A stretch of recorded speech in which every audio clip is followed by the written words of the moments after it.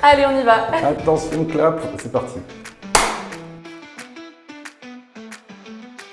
Je suis Adrien Mamoumani, je suis le PDG et cofondateur de HiVibe, qu'on a créé en 2017, après plusieurs années de recherche. Donc l'idée qu'il y a eu chez HiVibe, et depuis mes recherches en fait, même avant, c'était que depuis la fin des années 1990, il y a eu une mode de petits objets qui permettent de faire vibrer les choses. Et grâce à ça, on peut transformer tout en haut-parleur. Et je me suis dit, mais est-ce qu'on ne pourrait pas utiliser ça, mais pour faire des sons d'excellente qualité? Mon idée, c'était d'avoir une approche complètement numérique, digitale de ce problème. Donc ça s'appelle du contrôle actif vibratoire. Grâce à ça, on peut transformer n'importe quelle surface qui nous entoure en une enceinte d'excellente qualité. Et cette ambition, elle nous a amené à même repenser non pas simplement la diffusion du son, mais aussi le bruit qui nous entoure. Au lieu de l'utiliser pour diffuser du son, on l'utilise pour empêcher la vibration. Finalement, avec nos algorithmes de contrôle, on peut vraiment faire les deux.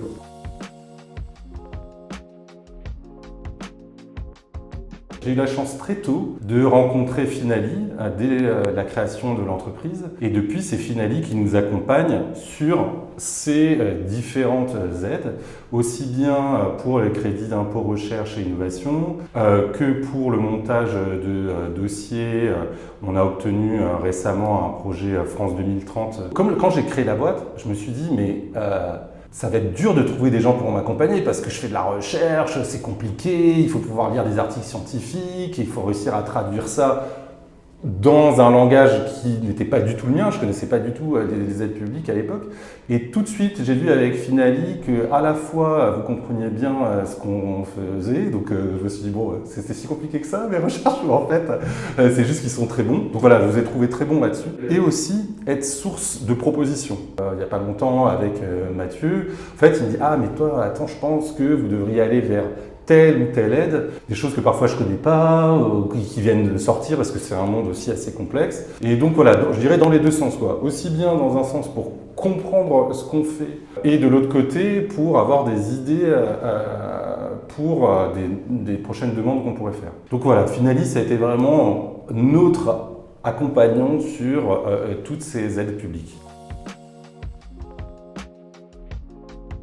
On commence par une rencontre pour dire, bon bah alors, qu'est-ce que tu as fait cette année? C'est quoi les différents projets d'HiVibe? Cette rencontre permet de structurer ça ensemble, parce que nous, quand on est le nez dans le guidon, bah, on fait plein de choses, mais on n'est pas toujours en train de bien structurer nos activités. Ensuite, on a une deuxième phase où on va envoyer nos rapports de recherche à Finali, pour bien rentrer dans le détail.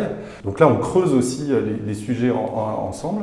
Et ensuite, je laisse Finali travailler. On reboucle une dernière fois à partir des rapports qui sont produits par Finali. Voilà, on fait des petites retouches à la fin, mais souvent, comme j'ai dit précédemment, c'est des rapports d'excellente qualité.